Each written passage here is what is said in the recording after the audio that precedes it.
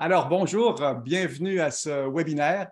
Je suis Jean-Marc Léger, président de Léger. Quand on affronte les défis numériques de demain avec les méthodes d'hier, on a les problèmes d'aujourd'hui. Des cibles moins bien définies, des contenus moins pertinents, des campagnes numériques moins efficaces, mais surtout un mauvais retour sur l'investissement. Vous savez, Léger a des bureaux partout en Amérique. Puis j'ai constaté qu'ici, au Québec, c'est ici qu'on utilise le moins les données pour nos stratégies marketing, contrairement à tout ce qui se passe dans le monde anglo-saxon. L'instinct, c'est bien, mais l'instinct informé, c'est nettement mieux. C'est pour ça que Léger a acheté l'agence de performance numérique Ressac. Vous savez, depuis 36 ans, on fait des études de marché et on lit des insights aux clients. Puis après, on s'en va. Après, on part en courant. Là, on s'est dit non, on va changer cette dynamique-là. Et avec Ressac, on reste. Et on prépare la stratégie numérique et on l'exécute. Une approche 360. C'est ce qu'on appelle le meilleur des deux mondes. Vous avez des idées créatives et une performance sur mesure. Et la notion du sur mesure est une notion importante parce qu'il faut aujourd'hui, pour réussir, avoir des campagnes qui sont adaptées et mesurées, des campagnes sur mesure. Vous savez, les habitudes numériques ont complètement changé pendant la pandémie. Les consommateurs utilisent davantage et différemment le numérique, partagent davantage, achètent davantage. Pourtant, on n'a pas beaucoup de données sur le numérique au Canada. Toutes les données proviennent des États-Unis. Nous, on a décidé de développer nos propres benchmarks et de les partager avec l'industrie, que ce soit avec les clients ou même avec les concurrents, parce qu'il y a beaucoup d'agences qui nous écoutent aujourd'hui, puis ça me fait plaisir de vous accueillir parce qu'au final, nos concurrents sont aussi nos clients, puis on est aussi votre client en même temps. Vous savez, il y a un vieux dicton qui dit « tout seul, on va plus vite, mais ensemble, on va plus loin ». Tout le monde y gagne en partageant de l'information. Le Québec y gagne. D'ailleurs, j'ai écrit un livre, le Code Québec, là-dessus, justement, pour donner aux agences de la nourriture. Cette étude Canada numérique est unique, tant par sa taille, 3000 répondants à travers le Canada, que par la qualité de son contenu. C'est ça qu'on va vous livrer aujourd'hui. Elle va vous être remise gratuitement après la présentation pour que vous puissiez utiliser ces informations-là pour vos propres campagnes aussi numériques. On a interrogé 3000 Canadiens représentatifs en août 2022. Donc, c'est très, très récent comme données. Et cette étude va devenir annuelle. C'est notre Bible annuelle pour nous et j'espère qu'elle deviendra pour vous. Je ne sais pas si je peux utiliser le mot Bible aujourd'hui, mais c'est l'élément central, à notre avis, pour réfléchir sur les campagnes numériques. De vraies données par de vrais experts. Vous savez la différence entre des néophytes et des experts? Pour un néophyte, il existe une panoplie de solutions qui vont vous mener partout. Pour un expert, il en existe quelques-unes qui vous mèneront à destination. Avec l'abondance des données qu'on a, comme sondeur, mais vous, dans votre marché aussi, l'expert doit faire la distinction entre le signal et le bruit et surtout trouver l'idée géniale qui vous permet de performer. Moi, c'est pour ça que je fais mon métier, puis c'est pour ça que je me suis associé avec Pablo, parce que Pablo, c'est l'expert québécois de la performance numérique. Mon ami, mon associé, je vous présente Pablo qui vous présente les résultats. Pablo? Bien, merci beaucoup, Jean-Marc. Premièrement, on est super excités d'être ici. C'est des super belles données qu'on va vous présenter, puis on vous rappelle, allez les utiliser. Ça va faire vraiment une différence dans ce que vous faites. Mais avant tout, on va parler un petit peu du déroulement puis comment ça va se passer. Aujourd'hui, ce qu'on vous présente, c'est vraiment un condensé, certains highlights qui vont être importants. L'étude complète va avoir beaucoup plus d'informations. Vous allez pouvoir vraiment diguer et vous amuser là-dedans. Et on va envoyer la captation de ce webinaire également dans la journée, ainsi que le lien pour le téléchargement de l'étude complète.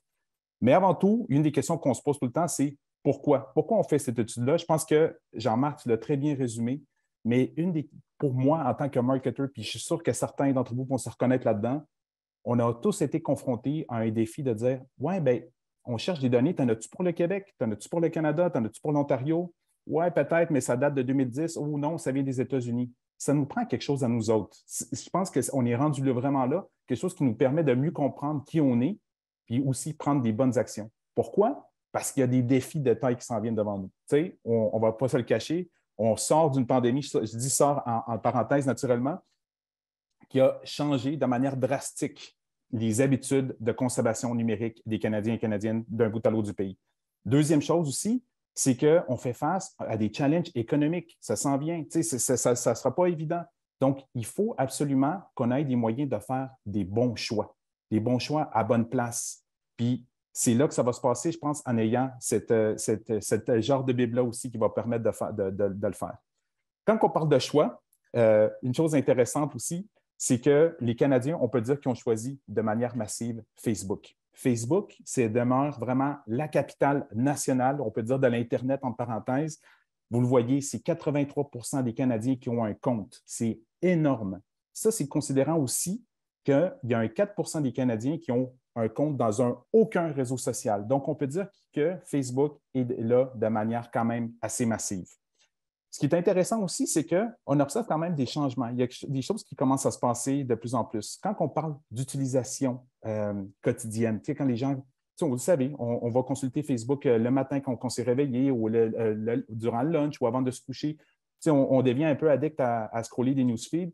Bien, on voit qu'il commence à avoir des chiffres. Premièrement, si vous regardez les 35 ans et plus, on voit qu'il y a une proportion de 70 de la population qui l'utilise à tous les jours. On va se le dire, c'est énorme. Là. Si vous avez des campagnes ou des offensives puis vous voulez rejoindre massivement beaucoup de personnes, si on se fie à ces données-là, on voit que Facebook peut faire quand même une grande différence. Par contre, on observe un clivage. Puis ce ne sera pas une surprise, mais on le sait. Ça a l'air de quoi, ce clivage-là? Les 16-34 ans. Donc, chez les 16-34 ans, la proportion chute à 56 %. Donc, on voit que peut-être que le réseau social répond un petit peu moins aux attentes, mais on voit justement cette transformation-là qui commence de plus en plus également à s'accélérer. Donc, une chose, je me permets un petit éditorial ici, c'est souvent on va dire, on a vu des articles un peu partout passer disant Facebook c'est mort ou tu ne devrais plus investir sur Facebook. On va se calmer le pompon, comme on dit en bon québécois. Par contre, de dire que ce n'est pas en train de changer, bien, ça serait se mentir. Il y a quelque chose qui est en train de se faire. Puis, je pense que la question se pose. Qu'est-ce qui explique tout ce phénomène-là? Bien, tant qu'à partir en recherche, on a voulu poser la question qui tue aux Canadiens, qui est si on pouvait garder juste une plateforme sociale, ça serait laquelle? Bien, si vous regardez dans le graphique de gauche, le résultat est unanime, là, vraiment. C'est Facebook qui domine encore chez la population générale canadienne, suivi de près par Messenger, donc une autre application qui vient de Facebook, et finalement YouTube. Ça nous montre quand même une marque d'engagement importante par rapport à la marque puis à ces plateformes-là. Mais le shift qu'on parlait précédemment, si vous regardez dans le graphique de droite, bien, on vient remplacer Facebook par Instagram. Instagram et le Facebook des 16-34 ans, ça, c'est définitif. Et encore, on voit quand même la proportion de Messenger qui n'est pas négligeable, qui est là. Une chose que je trouve intéressante, c'est que si on regarde dans les deux graphiques, le podium, la médaille d'or et la médaille d'argent est menée vraiment par les propriétés de Meta. C'est quand même important. Quand je disais, encore une fois, on devrait tout changer, etc., faites attention, il faut vraiment regarder entre les lignes. Il y a quand même des éléments qui sont en train de se transformer. Les 16-34 ans, on s'entend que c'est un groupe d'âge qui est en grande progression. Dans les 10 prochaines années, ça va être le groupe majeur de la société. Donc, effectivement, les choses sont en train de bouger. Mais ce n'est pas juste une question de préférence. C'est aussi une question, d'après moi, puis de ce qu'on a observé dans notre étude, de genre. Parce que oui, dans le genre, il y a d'énormes différences. Tu sais, il existe au pays vraiment des différences significatives entre la plupart des abonnés féminins et masculins. Tu sais, quand on parle de fameux adage, les hommes viennent de Mars, puis les femmes viennent de Vénus, bien, c'est aussi vrai au niveau numérique. C'est ce qu'on a remarqué qui était super intéressant, c'est que les femmes ont davantage des comptes sur Instagram, Pinterest, Snapchat ou TikTok, tandis que les hommes, de l'autre côté, ont des comptes beaucoup plus actifs sur LinkedIn, Twitter, Reddit et même des réseaux sociaux comme Twitch. Donc, est-ce qu'on peut conclure à un certain point que le médium textuel en mode conversation est plus attirant pour les hommes, tandis que les femmes sont un peu plus en mode contemplation visuelle, c'est vraiment inspiration? Définitivement, je pense que ça montre une tendance très marquée ici qui est super intéressante à mettre en perspective. Je pense que ce qui élimine un petit peu ces règles-là, l'exception, vous le voyez encore une fois, c'est le fameux Facebook, où est-ce que le gap, un petit peu entre les hommes et les femmes, est un petit peu plus limité à ce niveau-là. Donc, tu sais, quand on dit souvent en numérique de dire « Ah, ben, on va appliquer la même formule d'un réseau social à l'autre », non, mais qu'est-ce qui va faire définir potentiellement, c'est aussi le type de réseau social et votre audience. Naturellement, si c'est plus des hommes ou des femmes, tout dépendamment du réseau, ça va avoir un impact direct sur comment vous adaptez vos stratégies. On a parlé de genre aujourd'hui rapidement. mais aussi, on veut parler aussi de différences territoriales. Puis ça, c'est vraiment quelque chose qui se passe d'un océan à l'autre du pays. Tu sais, le fameux adage, encore une fois, des deux solitudes, mais c'est aussi vrai au niveau numérique. Au niveau des plateformes sociales, vous le voyez directement ici, le Québec tire de l'arrière au niveau de l'adoption de la plateforme. Puis c'est souvent des plateformes qui sont un petit peu plus émergentes, qui sont plus niches là-dedans. On a toujours un taux là, qui est quand même différent. Faites juste regarder Reddit, par exemple, il y a quand même une différence quand même marquante avec le reste du Canada. Est-ce qu'on peut mettre ça sur le dos de la barrière de la langue ou peut-être un retard culturel dans l'adoption de certaines plateformes? Peut-être, je dirais, c'est un mélange de tout ça. On va voir comment ça va se passer dans les prochaines années. Naturellement, c'est quelque chose qu'on va pouvoir pister, comme disait Jean-Marc, c'est quelque chose qu'on veut faire de manière régulière, mais définitivement, on voit déjà une grande différence entre le reste du Canada et le Québec. Mais au niveau de la messagerie, on pourrait même dire qu'il y a une troisième solitude, mais en fait, quelque chose qui se colle beaucoup au Québec. Si on regarde Facebook Messenger, encore une fois, bien, au Québec, là, Facebook Messenger a vraiment la cote et aussi dans les provinces atlantiques.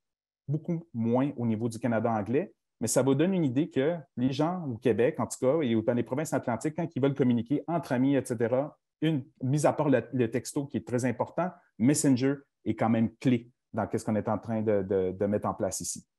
WhatsApp, de l'autre côté, vous le connaissez, peut-être qu'on le connaît un petit peu moins aussi au niveau du Québec. Bien, les WeChat, les WhatsApp de ce monde, ça, c'est des vecteurs vraiment de communication qui sont très forts avec les communautés culturelles à travers le pays. WhatsApp est une plateforme, encore une fois, de Meta également, autant que Messenger, qui regroupe énormément, justement, de communautés. Donc, on sait que la diversité culturelle dans le reste du Canada est très présente. Donc, ce qui peut expliquer vraiment cet apport-là qui est de plus important au niveau de WhatsApp. Mais c'est quand même très intéressant qui est en train de se passer. Puis on voit cette adoption du Canada anglais pour des plateformes qui sont plus niches, qui sont souvent très engagées au niveau justement des conversations, au niveau des opinions, etc. Il y a définitivement quelque chose, une différence culturelle majeure ici. On parle de plateforme, ça c'est le fun, mais on n'a pas le choix de parler également de format.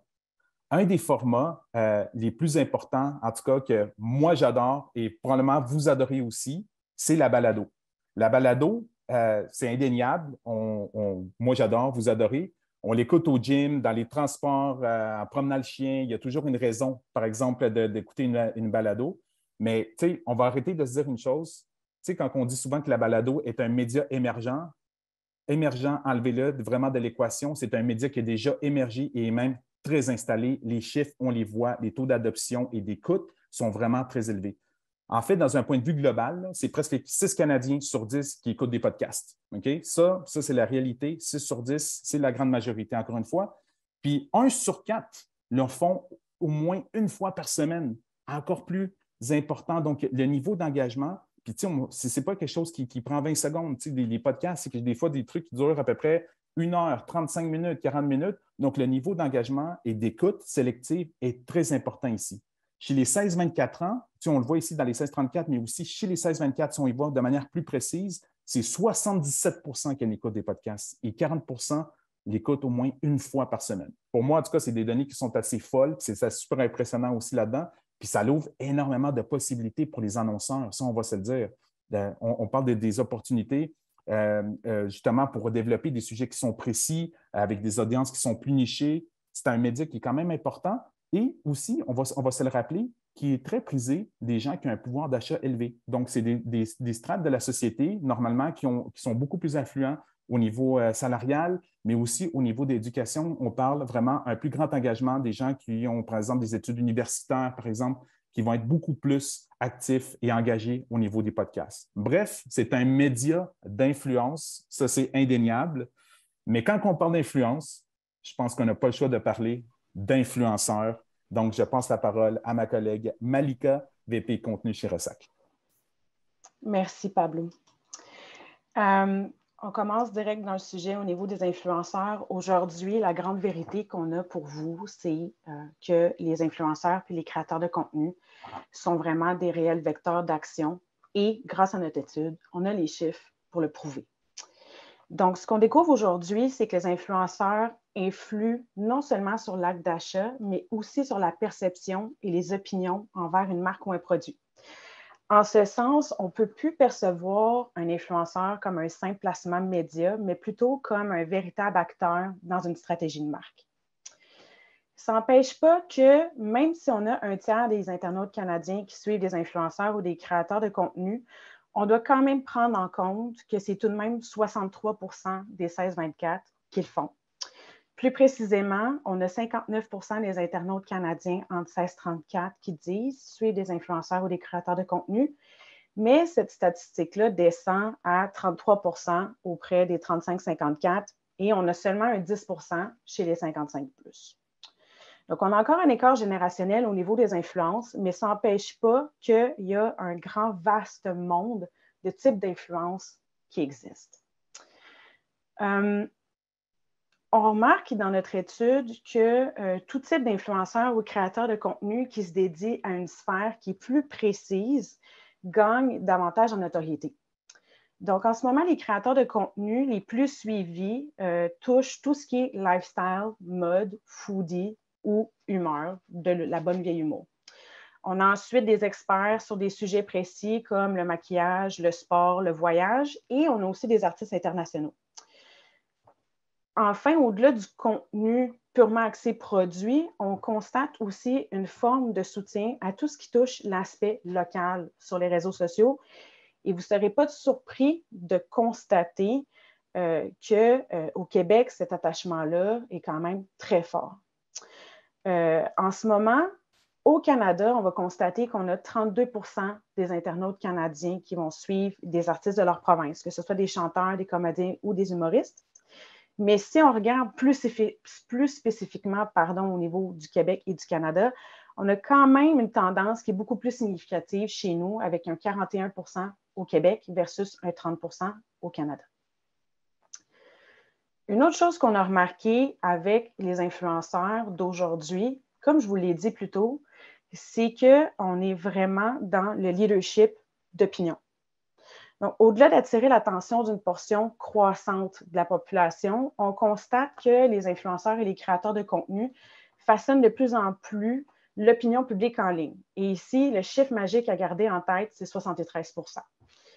Ce sont 73% des internautes canadiens qui suivent des influenceurs ou des créateurs de contenu qui disent avoir déjà changé de point de vue ou de perception sur un sujet, ce qui est quand même immense. On a aussi 73% de ces gens-là qui disent avoir changé une habitude, donc pour avoir une vie plus saine, se sentir mieux, améliorer sa santé, après avoir été exposé à un contenu d'un influenceur ou d'un créateur de contenu sur les réseaux sociaux. Et enfin, on a 73% des internautes canadiens qui suivent des influenceurs ou des créateurs de contenu qui admettent avoir déjà procédé à un achat après avoir été exposé à ce type de contenu-là. Maintenant, où est-ce que se trouve cette exposition-là et quel type aussi de contenu on peut retrouver?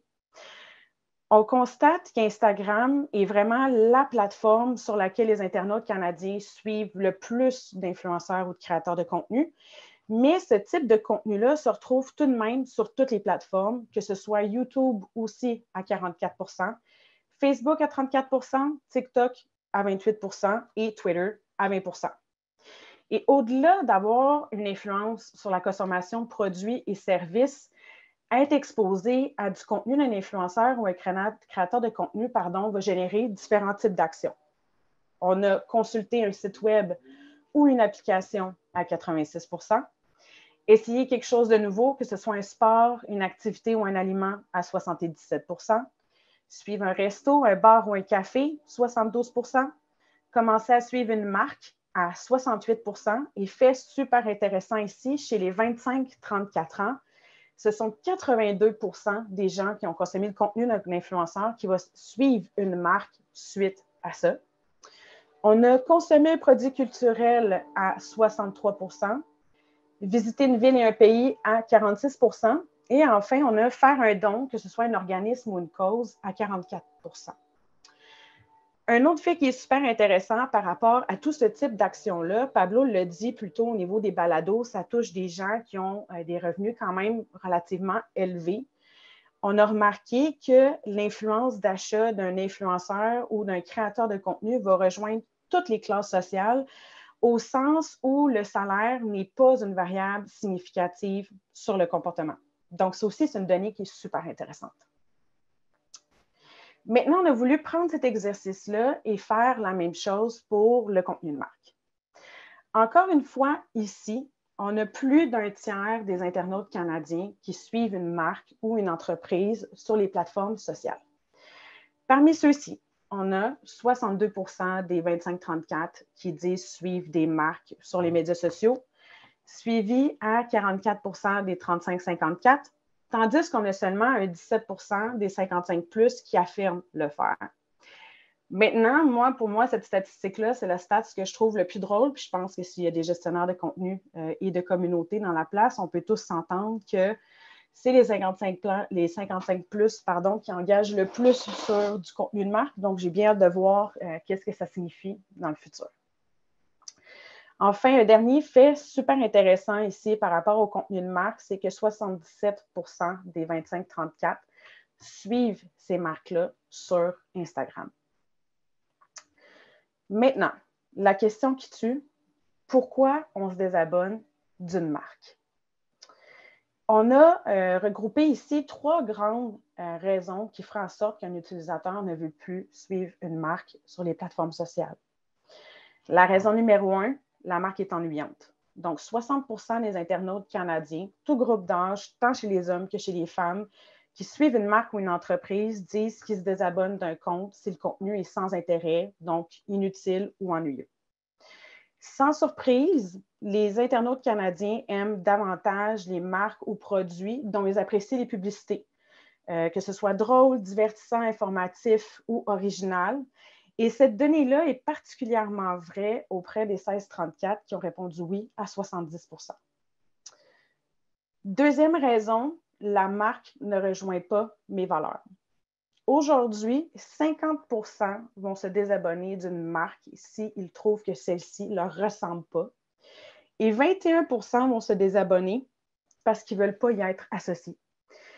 Donc, je dirais qu'aujourd'hui, demain, c'est plus important que jamais que vos valeurs d'entreprise soient de plus en plus au cœur de vos priorités, de vos communications, parce que c'est le cas pour les consommateurs et ça doit se refléter dans le contenu que vous partagez. Enfin, dernière raison, la marque me parle trop. 50 % des Canadiens vont se désabonner quand la marque publie trop souvent. À l'inverse, 11 % des Canadiens ont indiqué qu'ils se désabonnent si la marque ne publie pas assez souvent. Il n'existe pas de formule magique pour connaître combien de fois publier sur les plateformes sociales d'une marque, mais je pense que le keyword ici, c'est vraiment essayer de se dire qu'il faut éviter de les bombarder, tout simplement.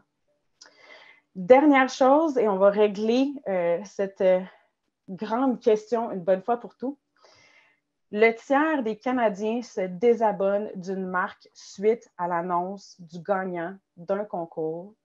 Donc, j'ai le bonheur de vous annoncer aujourd'hui que les concours ne sont pas une bonne tactique pour venir récolter des abonnés qui s'intéressent réellement à votre marque. Maintenant qu'on s'est posé les grandes questions de pourquoi est-ce qu'on se désabonnerait d'une marque, on va bien sûr s'intéresser au pourquoi. Ou qu'est-ce qui fait en sorte qu'une personne va suivre une marque sur les plateformes sociales. Et là, je vous dirais ici qu'en tant de passionnés du numérique, on a été un peu challengé par la première observation qu'on a découvert, qui est que même si le magasinage en ligne reste un phénomène en croissance, le magasinage en présentiel fait encore partie intégrante du parcours consommateur. Et ici, le chiffre magique, c'est 81 %. Donc, 81 % des internautes canadiens qui suivent des marques ou des entreprises en ligne déclarent avoir commencé à le faire sur les réseaux sociaux après avoir vu la marque en magasin ou visité l'entreprise. Et fait intéressant, c'est une tendance qui est importante chez tous les groupes d'âge, encore en 2022. Donc, l'expérience utilisateur en présentiel est encore très, très, très importante aujourd'hui. Maintenant, bien sûr, si on retourne au numérique, 2 autres déclencheurs qu'on a découverts restent la publicité. La publicité continue d'exercer un pouvoir de persuasion malgré la métamorphose rapide du monde numérique. Et à cet effet, il y a 75 des internautes canadiens qui suivent une marque ou une entreprise qui disent avoir déjà commencé à suivre celle-ci après avoir vu une publicité commanditée sur un réseau social. Donc, un bon vieux boost post fait la magie chez 75 des gens. Enfin, on a 66 des gens, donc des internautes canadiens, qui disent avoir suivi une marque après avoir vu une publicité ailleurs sur le web, que ce soit une bannière ou autre. Donc, ces données-là sont super intéressantes, mais encore faut-il que la publicité soit attrayante. Mais en 2022, qu'est-ce que ça veut dire, une pub attrayante? Et on a Sylvain ici qui entre en jeu, il va vous partager des données super intéressantes à ce propos-là. Merci, Malika. Effectivement, encore faut-il que la publicité soit intéressante ou attire notre œil. Puis on sait, on a découvert que la perception publicitaire du consommateur, elle évolue au même rythme que l'offre numérique. Le consommateur désire davantage être exposé à du contenu qui correspond à ses besoins, qui correspond à ses comportements et à ses habitudes. Puis ça, c'est vrai autant dans l'offre, donc dans la publicité, que dans le format de ces dernières. Autrement dit, la publicité, plus elle est forcée, plus elle est générique, plus elle aura un impact négatif sur la perception que vont en avoir les utilisateurs, que vont avoir les utilisateurs, de ces marques et de ces annonceurs qui sont derrière les publicités. Puis, honnêtement, pas besoin de mettre de gants blancs. La très vaste majorité des Canadiens, soit 78%, n'aiment pas la publicité numérique au sens large. Puis bon, j'imagine que depuis 20 ans, c'est la même chose, et sinon plus longtemps, au travers des formats de publicité qui nous ont qu'on a revécu. Mais il y a quand même une chose qui change, c'est qu'en 2022, on a aussi le choix de vouloir éviter la publicité. Puis il y en a 70% de ces gens, au travers de ceux qui n'aiment pas la publicité, qui vont utiliser, par exemple, un outil comme un ad blocker, qui vont utiliser la navigation privée pour essayer d'éviter toute forme de publicité ou le plus possible. C'est quand même un chiffre fort important. En contrepartie, l'autre chiffre important, c'est que 51% des internautes canadiens disent apprécier beaucoup plus les publicités en ligne qui leur sont adaptées ou personnalisées selon les intérêts ou selon leurs passions. Puis quand on regarde chez des internautes qui ont aussi des comptes sur Instagram, YouTube, Pinterest, Snapchat et TikTok, ce chiffre-là passe de 51 à 60% d'appréciation. Et si on regarde des gens qui suivent des influenceurs, qui suivent des marques, on grimpe à 64%. Donc, près du 2/3 des Canadiens qui ont été sondés qui nous disent oui, je préfère avoir une publicité qui, elle, est personnalisée à mes intérêts. Paradoxe intéressant qu'on a noté. Parmi les internautes qui affirment ne pas aimer la publicité, il y en a 75% qui suivent des influenceurs ou des créateurs de contenu. Il y en a 74% qui suivent des marques et des entreprises sur les médias sociaux. Donc, on s'entend, d'un côté, j'aime pas la pub, de l'autre côté, je suis des influenceurs, des créateurs de contenu, des marques sur les médias sociaux, ce qui fait que je suis prêt à m'exposer à une certaine publicité, mais si on lit entre les lignes, ben, c'est clair qu'on voit que là, le contenu en soi est roi. La publicité traditionnelle, si elle est ennuyeuse, puis ça arrive souvent, mais du côté des influenceurs, du côté des marques qui s'exposent sur les médias sociaux, ben, c'est beaucoup plus toléré. Fait que, à garder en l'esprit. Et justement, parlant de publicité traditionnelle numérique, il n'y a pas la cote, le message est on ne peut plus clair. 89% pour être précis, on veut être précis chez nous, des internautes n'aiment pas les publicités de type vidéo qui sont forcées. Donc, les pre-rolls que je dois voir pour un fameux, le bon vieux 15 secondes, le bon vieux 30 secondes avant de consommer du contenu en ligne. C'est 89%, c'est énorme. Par contre, quand une publicité vidéo en pre-roll a l'option d'être passée ou en bon québécois skip, après 5-6 secondes. Et là, c'est apprécié par 47% de la population. Donc, on passe de 90% du monde qui déteste les pre-rolls à près de 50% qui se disent, moi, si je peux skipper, je suis plus ouvert. La conclusion, en bon français, il faut arrêter de spammer, il faut arrêter d'inonder les gens avec un pre-roll qui est souvent trop long, alors que je suis à la recherche de contenu intéressant, puis ça vient bloquer mon expérience. Puis on va voir un petit peu plus loin, il y a des nuances à tout ça, mais c'est quand même, il faut se le rappeler comme marque, il faut se le rappeler comme agence qui travaille avec les annonceurs, de faire attention à ça. Puis du côté, il n'y a pas que le format publicitaire, en tout cas dans de la vidéo aussi, mais il y a aussi, par exemple, une haute fréquence d'affichage. On a questionné les Canadiens et on voit qu'il y a encore ici 79% des Canadiens qui sont défavorables à une marque. Et je mets l'accent sur défavorable à la marque. Si je vois la même publicité plusieurs fois sur une courte période, on le sait, on achète d'un inventaire et on achète, on commandite, peu importe, mais on est énormément vu comme marque à l'intérieur d'un court laps de temps. S'il y a une problématique de plateforme média, ce n'est pas le média qui est pénalisé, c'est la marque. Donc, encore une fois aux agences, encore une fois aux annonceurs, soyez hyper prudents. Puis, un lien à faire entre la fréquence d'affichage, le reciblage publicitaire. Un autre format ou technique qui n'a pas la cote, décrié par 76% de la population. Encore une fois, on aurait envie de dire, comment on le fait? Si j'ai la même publicité puis je vais inonder cette personne-là qui est venue voir mon site Internet des centaines de fois dans les prochains jours, c'est le volet, c'est cette façon-là que la population n'aime pas. Ceci étant dit, si on a une stratégie qui s'adapte et qui prend ça en considération, puis on s'assure, par exemple, de passer différents messages en reciblage, on n'aura pas la même fréquence, la même haute fréquence sur un même message, et ça va nous aider comme marque. C'est sûr que les plateformes sociales, le GAFA, GAFAM ou même GAMAM, si on parle de Meta et non de Facebook aujourd'hui, et un peu les groupes médias d'ici. En fait, il y a plusieurs groupes médias d'ici qui ont innové, qui sont arrivés avec des produits publicitaires, des formats publicitaires qui sont différents. Mais on sait que le GAFA a la plus grande part du gâteau. Puis il faut donc que les médias, il faut donc que nous comme annonceurs, on soit prudents, on fasse attention à ça, mais on sait que on veut s'y attaquer, puis que le GAFA, pour l'instant, a la plus grande part du gâteau. Puis parlant de gâteau, justement, on va faire un beau petit lien sur les third-party cookies, les fameux cookies tiers. On sait qu'aujourd'hui, on est dans une ère où la confidentialité des données est un enjeu de société.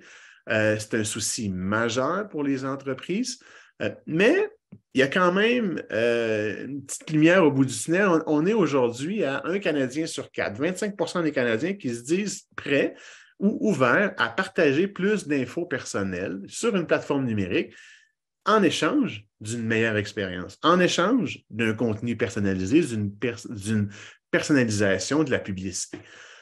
Mais dans ce 25 %-là, on a un beau clivage qui s'installe entre les 16-34 et les 55 ans et plus.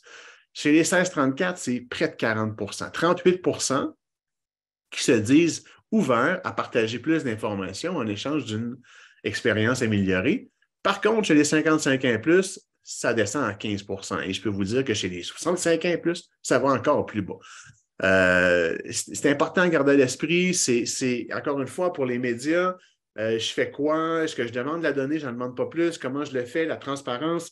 On n'a pas toutes les réponses, mais on a des éléments de réponse. On a des éléments qui vont vous aider à arriver à cette réponse-là. Mais quand on sait qu'il y a près de la moitié des internautes qui apprécient des contenus et des publicités qui sont personnalisées, qu'il y a une partie de la population qui est prête à en donner plus de l'information personnelle, bien, je pense que c'est important à garder en considération. C'est important de se rappeler ça comme plateforme et comme annonceur éventuellement. Puis parlant de comportements qui sont spécifiques au 16-34, il y a aussi une tendance forte qui s'installe dans ce groupe où on a une belle ouverture à payer pour accéder à du contenu. 55% des 16-34 se disent prêts à payer pour un accès à un média d'information, à un média de divertissement ou à une plateforme de streaming en contrepartie de ne pas avoir de publicité. Encore une fois, à clivage, on part de 55% chez les 16-34, on est à 32% chez les 55 ans et plus. De façon générale, c'est 42% des internautes canadiens qui sont prêts à payer pour du contenu sans publicité. Mais on sait que là, on le voit chez les 55, chez les 65 ans et plus, on prône plus la gratuité. Ce qui n'est pas une mauvaise nouvelle pour les médias. On a aussi demandé si les internautes étaient pour ou contre le fait que les médias doivent utiliser doit se monétiser au travers de la publicité, puis c'est près de 80% des Canadiens, 79% qui disent oui, on comprend que les médias d'information doivent se monétiser, les médias de divertissement également. Ça monte encore plus haut chez les 81 ans. Chez les femmes, à 81%, pardon, et chez les 55 ans et plus, bien, naturellement, on a la tendance de la gratuité de l'information, où là, ça monte à 83%. Donc, encore une fois, il y a des différences majeures entre les générations, mais on a quand même une tendance forte sur la monétisation qui est bien acceptée par une grande partie de la population. Puis, il n'y a pas que la monétisation et par la publicité qui fait donc l'unanimité. Il y a également le fait d'investir localement. Et ça nous fait chaud au cœur de lire qu'il y a 67% des internautes canadiens qui sont clairement favorables à ce que les entreprises locales, une entreprise d'ici, augmentent ses placements publicitaires auprès des médias d'ici. Intéressant, on voit que même dans l'Est du Canada, dans les provinces de l'Atlantique, ça monte à 74%. On sent qu'il y a un grand désir de protéger l'information de qualité, les médias d'ici. Il y a un désir peut-être même de les sauver parce qu'on le sait qu'ils en ont besoin jusqu'à un certain point. Alors, c'est une très, très bonne nouvelle. Ceci dit, considérant la frustration qui est créée par les produits publicitaires qui sont encore aujourd'hui dans une majorité des médias locaux, peut-être en dichotomie versus ce que les gens désirent comme expérience, il faut qu'on travaille ensemble comme industrie. Il y a des mouvements d'investissement responsables, de médias responsables qui sont en place. Il faut continuer à pousser, mais il faut aller plus loin. Il ne faut pas s'arrêter à « OK, j'ai investi localement, ma job est faite. Est-ce que ça sert, ma marque? Est-ce que je réussis à avoir un impact positif, oui, dans la société, mais aussi comme organisation? » C'est très, très important à garder à l'esprit. Il y a beaucoup de discussions qui devraient avoir lieu. On croit qu'on arrive à des conclusions intéressantes avec cette étude. Alors, ce sera de belles discussions à venir, donc, dans les prochaines semaines, dans les prochains mois. Ça fait le tour de notre sommaire de l'étude Canada numérique 2023. Nous allons ouvrir la période des questions dans les prochaines minutes. Sachez que après le webinaire, vous allez recevoir par courriel les informations pour télécharger l'enregistrement du webinaire ainsi que les informations, parce que vous le savez peut-être, on vous partage gratuitement cette étude. Il y a beaucoup de données que vous n'avez pas vues aujourd'hui ou même pas entendues qui sera présente. C'est plusieurs dizaines de pages d'études qu'on va vous partager. Donc, dans le courant de la journée, vous recevrez ces informations par courriel. Alors, je vais inviter mes collègues Malika et Pablo à me rejoindre à nouveau. Je pense qu'on a peut-être quelques questions et c'est Pablo qui va effectuer la lecture de ces dernières. Bonjour à vous deux. Merci Sylvain, merci Malika. Effectivement, je joue le rôle de modérateur au niveau des questions. Voilà. On en a beaucoup, fait qu'on va essayer de les répondre le plus possible. Une des questions qu'on voit beaucoup passer en ce moment, puis j'essaie de faire un amalgame, c'est TikTok. On a vu, par exemple, des slides au début au niveau des préférences, si on pouvait choisir juste un réseau social, aussi d'utilisation. TikTok n'était pas là. Est-ce qu'on l'a inclus ou pas dans la méthodologie ou quoi que ce soit? Donc, question peut-être pour Malika. Oui, effectivement, vous vous en faites pas. TikTok est très présent dans notre étude. En fait, comme le dit Pablo, le dit Sylvain, on a aujourd'hui une version sommaire. Donc, on a voulu prendre les 4 grands thèmes et vous les exposer sommairement. Ça n'empêche pas qu'une étude ne serait pas une étude sans un beau grand tableau comparatif, plein de chiffres. Donc, en téléchargeant l'étude, vous allez voir un tableau complet sur le regroupement de tous les Canadiens sur chacune des plateformes par segment d'âge également. Voilà, j'espère que ça répond à la question. Merci beaucoup, Malika. On va prendre une autre question ici de Normand Lemieux. Est-ce que la fin des données tiers va favoriser les grandes plateformes publicitaires comme Meta, Google, etc.? C'est une question pour toi, Sylvain? Oui, je peux. Écoute, la fin des données tiers, des cookies tiers qui disparaissent, on ne sait pas en quand encore, hein, c'est en partie fait, Google repousse. Euh, je ne suis pas certain que ça favorise beaucoup de plateformes, pour être bien honnête. Il y a beaucoup de questions qui se posent en ce moment. Moi, je pense que ça va favoriser les entreprises qui vont mettre la priorité dès maintenant sur leurs données propriétaires, la donnée analytique, aller beaucoup plus loin dans la capacité d'avoir une gouvernance de données, de s'approprier la donnée de nos clients, de s'approprier la donnée de nos lecteurs et autres, dépendamment de quel côté de la clôture on est.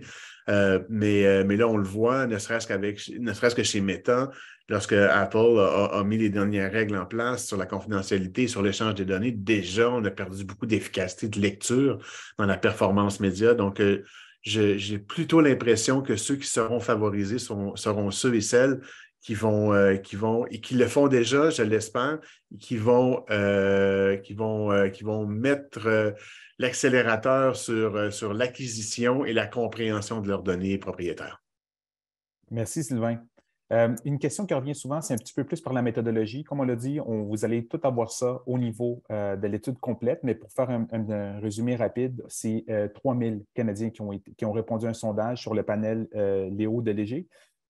Les données sont pondérées pour être représentatives de la population canadienne, donc par groupe de provinces, Québec 685, Ontario 1186 et ainsi de suite. Donc, vraiment, c'est un portrait très réaliste de ce qui se passe aujourd'hui. On a une question ici de Véronique Valois-Boucher. Les Canadiens sont favorables à ce que les annonceurs choisissent des médias d'ici, mais consultent-ils les médias numériques d'ici? Est-ce qu'on a des données à ce sujet? Donc, peut-être un parallèle avec ce que tu venais de terminer de parler précédemment, Sylvain. Oui, ben en fait, on voit une utilisation. On n'a pas questionné la consommation des médias locaux dans cette étude. Donc, on n'a pas la réponse précise à cette question. Effectivement, la question se pose, mais on voit qu'il y a une utilisation plus grande des médias non sociaux chez les 55 ans ou les 45 ans et plus. Donc, il y a un partage d'utilisation, mais c'est une donnée qui pourra suivre dans une étude ultérieure. Merci, Sylvain. Peut-être une question ici éditoriale. Je ne sais pas si laquelle qui de vous deux veut se lancer, mais c'est justement de Marc-Olivier Fitch.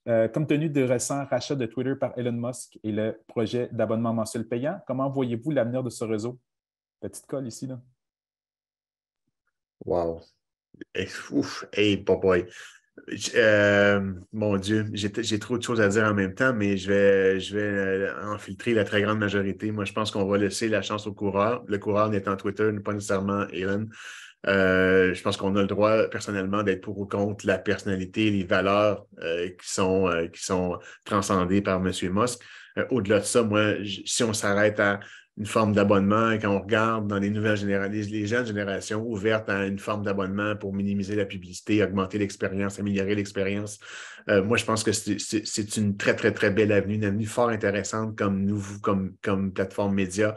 Qui est plateforme sociale et d'information indirectement chez Twitter. Après ça, on verra comment ça demeurera un média qui demeure objectif. Et ça, je pense que c'est une longue discussion philosophique qu'on pourrait avoir avec les gens. Mais si je reste du côté de l'abonnement, moi, je pense que c'est un modèle qui est à suivre et on a bien hâte de voir. Ça a déjà été commencé. On avait un certain succès chez Twitter. Ça va continuer. J'ai hâte de voir comment ça va se passer, effectivement. Merci, Sylvain. On voit beaucoup de questions TikTok. J'espère qu'on les a bien répondues au début. Dans l'étude complète, vous allez avoir toutes les informations de TikTok. Donc, n'ayez pas de crainte. TikTok est super bien représenté. Vous allez pouvoir voir des beaux insights là-dessus, je vous rassure.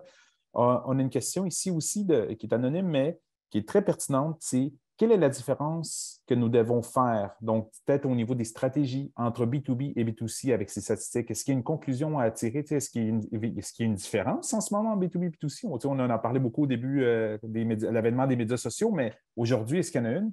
Question pour toi, Malika?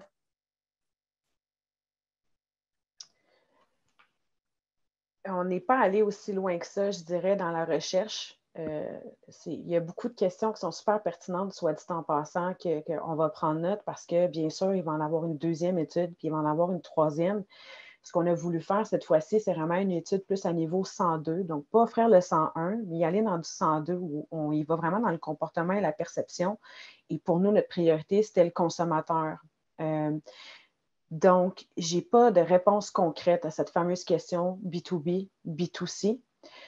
Par contre, je me permets, vu la nature de la question, mais aussi une question que j'ai vue en ligne, que j'aimerais vous partager, qu'on a décidé de ne pas mettre dans notre étude, parce que ça semblait être d'une certaine façon une évidence. Donc, je vais me permettre de vous le dire de vive voix, parce qu'il y a quelqu'un qui nous a demandé par rapport au recrutement et les médias numériques. Et une donnée qu'on a trouvée super intéressante dans nos recherches qu'on a découvert, c'est que maintenant, plus de 70% des 16-34 ans vont faire leur recherche d'emploi en ligne et d'abord et avant tout sur les plateformes sociales.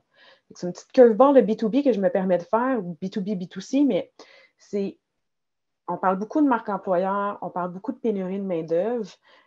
C'est quand même très significatif de réaliser que chez les 16-34 ans, on a une grande majorité des gens qui vont chercher leur emploi sur les plateformes sociales.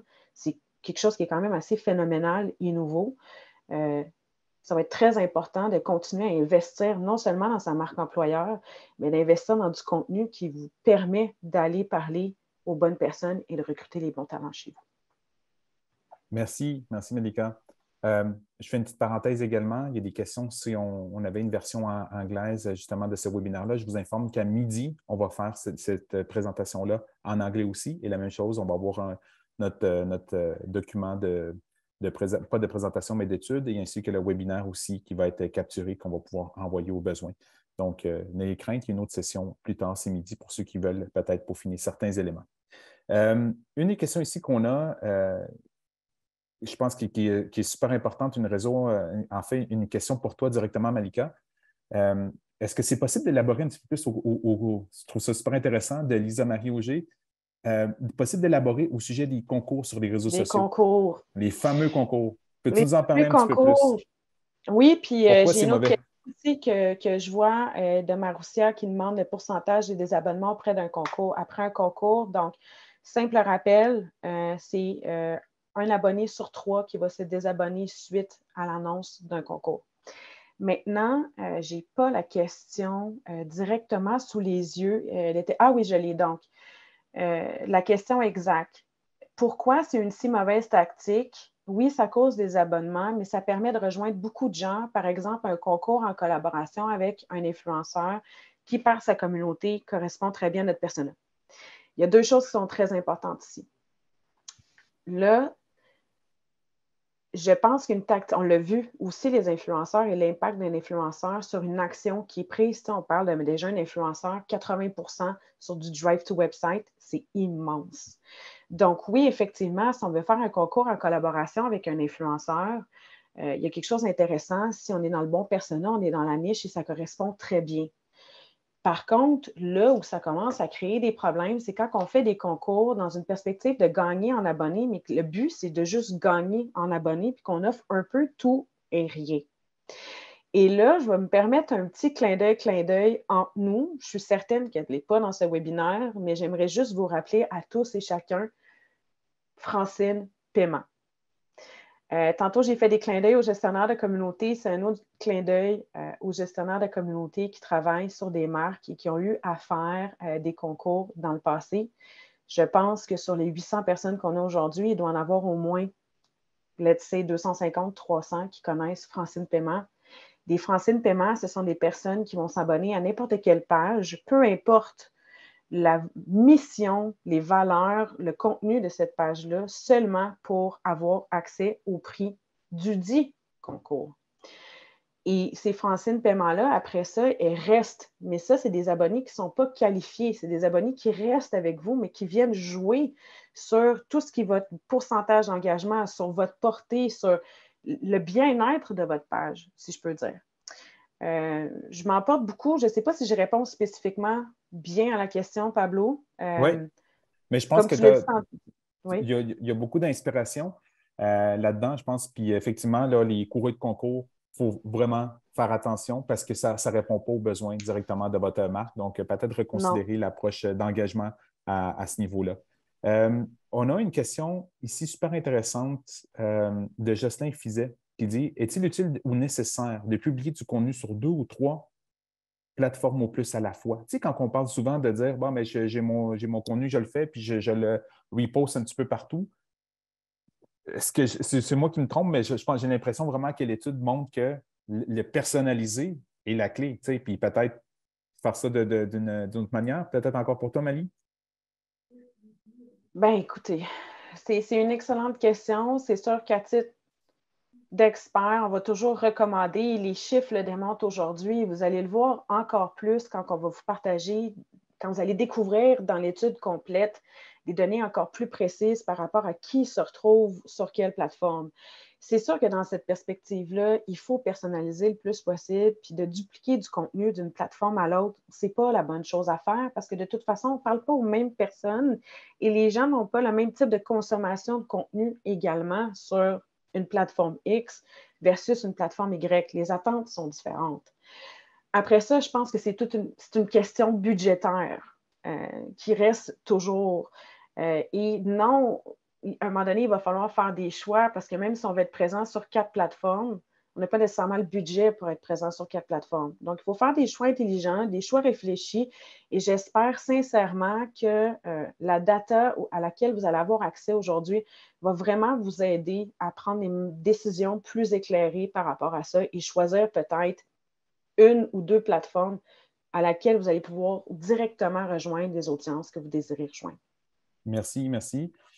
Pour Sylvain, on a une couple de questions que je vois. C'est par rapport, si on a des statistiques par rapport aux formats qui sont les plus appréciés ou pas. Est-ce que c'est des pre-rolls, est-ce que c'est des bannières, etc. Est-ce qu'on a un petit peu plus d'informations qu'on va pouvoir donner aux gens dans notre étude complète? On a posé des questions par rapport au format vidéo, par rapport à est-ce que les gens préfèrent, aiment les publicités dans les fils d'actualité ou dans les plateformes sociales, des choses comme ça. Donc, on a de la donnée. Je ne me rappelle pas, Mélie, si on l'a mis dans le grand tableau de la donnée. On a beaucoup de données qu'on n'a pas nécessairement mis de l'avant parce qu'il y avait énormément de questions. Il y avait des milliers de lignes de data.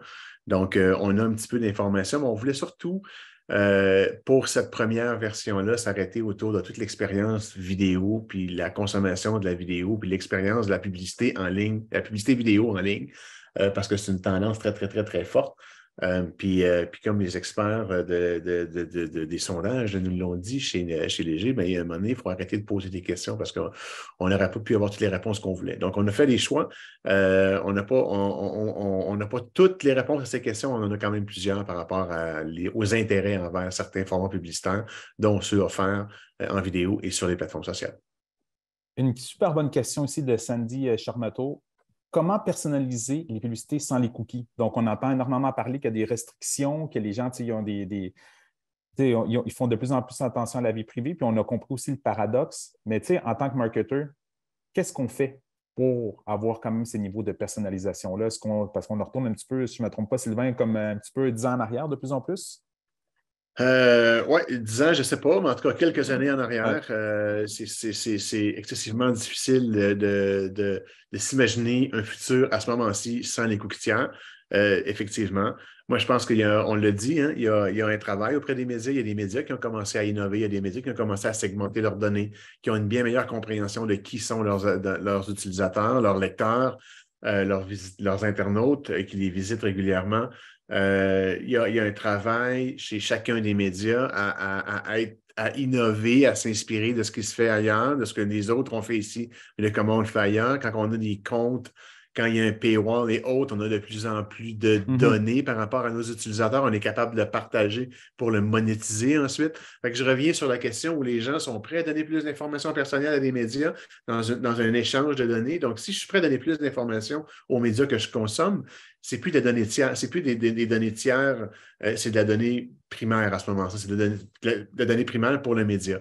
Donc, et qui peut être utilisée pour personnaliser le contenu et le contenu publicitaire. Bref, encore ici, longue réponse. On pourrait en parler pendant une bonne heure, mais effectivement, il y a d'abord et avant tout un grand travail à faire d'innovation chez les médias et à nous de les supporter pour qu'ils puissent faire leur travail d'innovation aussi.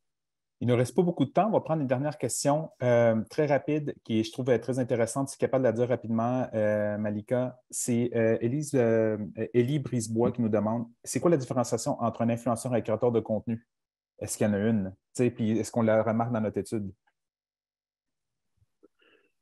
Je vais répondre de façon très simple parce qu'effectivement, 9h58, mais pour répondre à cette question-là, dans notre étude, on n'a pas fait de différence entre influenceurs et ou créateurs de contenu. Toutes les questions ont été rédigées par influenceurs et ou créateurs de contenu. Cependant, on a donné les définitions à l'intérieur. Donc, dans la première question de cette thématique-là, on a bien sûr donné quelle est la définition d'un influenceur et ou d'un créateur de contenu à tous les répondants afin qu'ils puissent répondre de façon éclairée. Merci beaucoup, Malika. On va conclure le webinaire. Donc, on remercie vraiment tout le monde qui était là. C'était vraiment excitant de pouvoir vous partager ces données-là. Comme on dit encore, vous allez toutes recevoir par courriel. Une chose importante que je tiens à souligner, c'est qu'on a des données maintenant, mais qu'est-ce qu'il faut? Il faut absolument qu'on puisse les rendre actionnables. Il faut faire de quoi? Une des expertises qui est très forte chez Ressac, c'est le média et le contenu. On combine vraiment ces deux expertises-là, puis on est capable de donner vraiment du sens à ces données-là. Et avec justement l'insight que Léger nous procure, on est capable de répondre à beaucoup de ces objectifs-là. Donc, tu sais, pensez-y, mijotez tout ça, ça va nous faire plaisir d'en jaser avec vous, de challenger votre stratégie, de proposer justement des nouvelles avenues. Bref, un rendez-vous, on jase, on est toujours disponible pour pouvoir vous parler. Et je vous rappelle qu'il y a un webinaire également un peu plus tard dans la journée, si je ne me trompe pas, à midi. Oui, à midi en anglais. Donc, au revoir ou à la prochaine, si c'est le cas. Merci beaucoup.